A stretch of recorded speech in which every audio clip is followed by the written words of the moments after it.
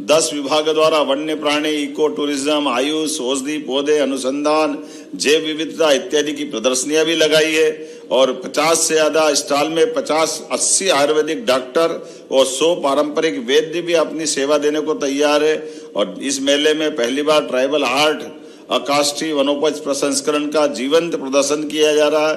दोना पत्तल निर्माण, सबई रस्सी बनाना, शहद के प्रसंस्करण, बुदनी के खिलौने, लाख और गोंड के आर्ट, ऐसी कई कलाओं के लिए कितने प्रकार से संयोजन किया गया। और मेले के अंदर फूड जोन में भी 26 स्टॉल लगाए गए, जिसमें बांधवगढ़ के गोंडी व्यंजन, छिंदवाड़ा की वन रसोई और अलीराजपुर का पारंपरिक दाल पानिया। हमने दाल बाटी, दाल बाफले तो बहुत खाए हैं, लेकिन दाल पानिया भी कम नहीं पड़ते हैं। वो वाकई हमारा झाबुआ का इतना बढ़िया भोजन है, आनंद आ जाता है। ऐसे में कई सारी प्रकार की बहुत सारी चीजें जुटाने का प्रयास किया। हमारी सरकार भी प्राथमिक वनोपज सहकारी समितियों को, जिला यूनियनों को, अनुसूचित जाति जनजाति पिछड़ा वर्ग को आर्थिक रूप से सशक्त बना रही है।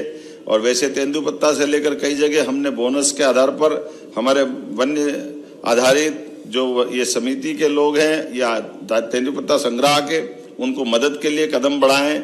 आज 32 लघु वनोपज की न्यूनतम समर्थन मूल्य 25% की वृद्धि ये ट्राइफेड के माध्यम से की जा रही है।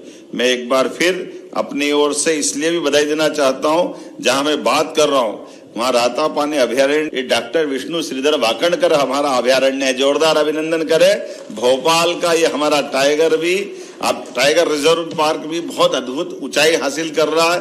उसी प्रकार से माधव नेशनल पार्क भी उसी प्रकार से जरा ये नवा है। और सागर जिले में अब भीमराव अंबेडकर अभयारण्य, श्योपुर में जहानगढ़ अभयारण्य की स्थापना, चीते हमारे परिवार बढ़ाते बढ़ाते गांधी सागर तक पहुंच गए। और हमने अगला इसी जुलाई तक का टारगेट 2026 में नौरोदही अर्थात रानी दुर्गावती के नाम पर जो अभयारण्य बनेगा, जहाँ एक साथ टाइगर, चीता, तेंदुआ, ये सब प्रकार से हमारा वन समृद्ध होगा। ये हमारा अपने आप में बड़ा संकल्प भी है। आइए आपके साथ टाइगर स्टेट, चीता स्टेट, वल्चर स्टेट, घड़ियाल स्टेट, लेपर्ड स्टेट और इसके अलावा भी अब तो गेंडे और जिराफ भी लाने की हम सोच रहे हैं। किंग कोबरा तो आ ही रहा है, कितने प्रकार से क्या क्या सोच रहे हैं। मैं अपनी ओर से एक बार फिर हमारे इस वन विभाग की विविध गतिविधियों के लिए अपनी शुभकामना देता हूं, बधाई देता हूं और उम्मीद करता हूं कि इसी प्रकार से हम अपने वन आच्छादित मेलों की विशेषताओं को लेकर समाज के सामने आएंगे।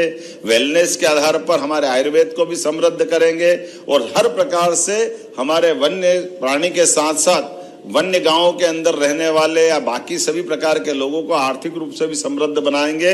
और सशक्त प्रधानमंत्री के नेतृत्व में सशक्त भारत और सशक्त मध्य प्रदेश बनेगा। जोरदार अभिनंदन माननीय मोदी जी के लिए भी।